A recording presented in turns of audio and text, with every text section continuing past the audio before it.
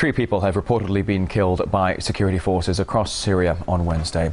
Bashar al-Assad has spoken to supporters in Damascus now for the second time in the last 24 hours, reiterating his dismissal of calls to step down. He's blaming the 10-month-long unrest in the country on foreign-funded terrorists, promising to crush them with extreme prejudice. The UN says Damascus has stepped up its crackdown on protesters, but Assad claims no order was ever given to fire on civilians. The president's pledged commitment to democratic reform, promising a referendum on a new constitution by March and free elections soon after. Let's get more on these developments with independent news editor James Corbett coming on the program with us here on RT. Good to see you. So Assad spoke yesterday for the first time now since June, and then just again 24 hours later he's sounding off. Why so much talk now? Is it a sign of desperation or possibly just a new tactic?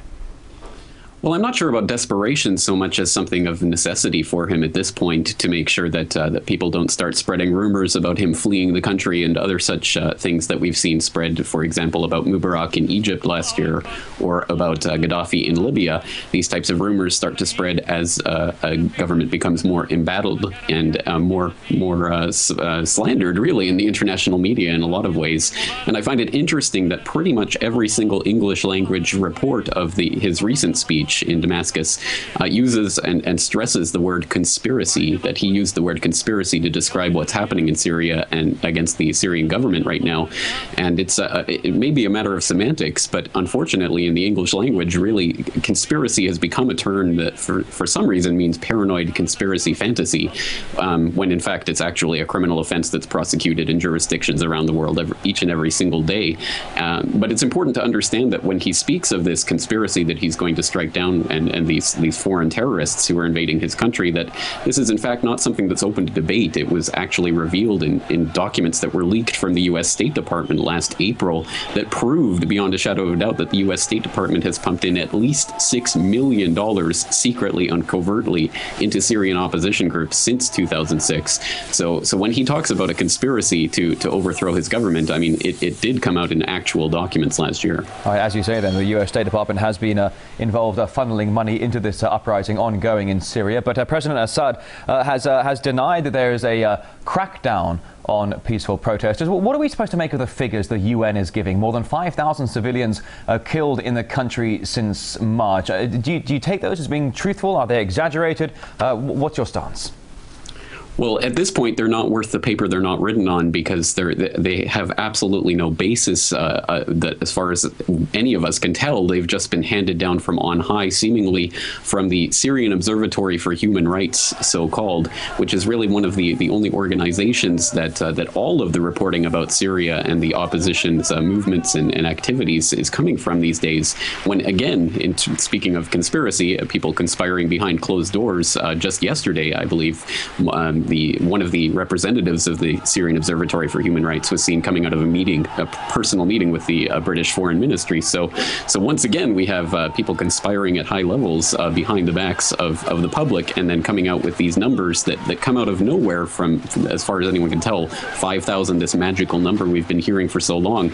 And if some of the recent reports from today and yesterday are any indication, I think that number is about to roll over to 6,000.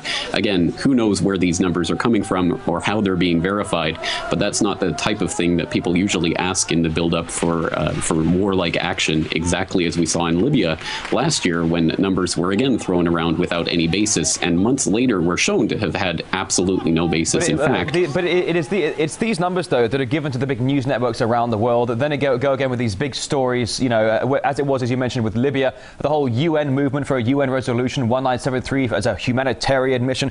James, if I may just move on for a moment here.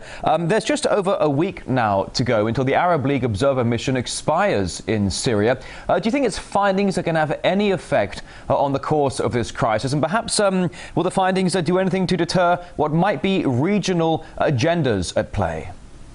Well, I think it's interesting to see how there has been apparently one member of that observer mission who has now defected from the mission and said that that the Syrian government is lying to the mission and basically accusing the government of committing the atrocities that the Syrian Observatory for Human Rights and others have been accusing it of for a long time now, and a lot of the media, in fact, that's the #1 headline today when you search for Syria, is that this one observer has defected and is calling out the regime, when there's 165 observers in this mission, and the others don't seem to have the same grievances that this one does. But of course, it becomes international news because this is the agenda.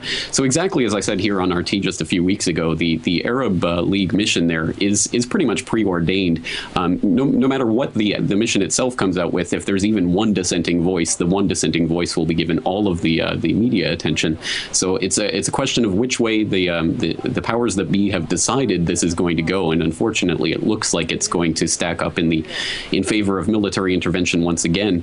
But on a different note, the Chinese premier Wen Jiabao is going to be in Saudi Arabia next week, meeting with the Saudis, the UAE, and Qatar to discuss this situation. And the vice foreign minister of China has just come out to say that China expects Syria and all of the region's sovereign territorial jurisdiction be maintained. So it's going to be very interesting to see how that plays out. China's getting involved. It's casting its opinion over this as well. In a moment, I want to talk to you about Turkey that is gearing up its forces as we speak. But in that in just a moment, we have here that the Syrian opposition has rejected Assad's latest address. That's two televised speeches in 24 hours, saying that the revolution will continue. Does the signal? Do you think the signal, is that more violence is ahead? I think that's the inevitable conclusion. I don't think this is going to stop anytime soon, and it's difficult to imagine any kind of conclusion to this in the immediate future, especially as the opposition.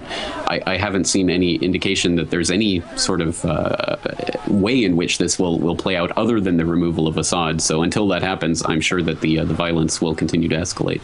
All right, and very briefly here, we are running rather low on time. As I mentioned a moment ago, Syria's neighbor Turkey calling for an intervention. It's put its forces on a high alert. But Ankara used to be an ally of Damascus. What happened to the friendship? And are we looking at a build-up here of external influence and possible intervention? I think that's absolutely the case, and Turkey, I think, is probably reading the tea leaves at this point and seeing that the winds are definitely not blowing in Damascus's favor, so it's in their favor and in their interests to be currying the opposition. And on that note, we know that that the opposition has been using southeast Turkey for a number of months now to stage the Free Syrian Army and train opposition activists. So we know that Turkey has been deeply involved in this for some time now, and I think certainly whatever relationship might have once existed between Ankara and Damascus has certainly been severed by this point. All right, James Corbett of the independent news website, corbettreport.com. Thank you, Ian.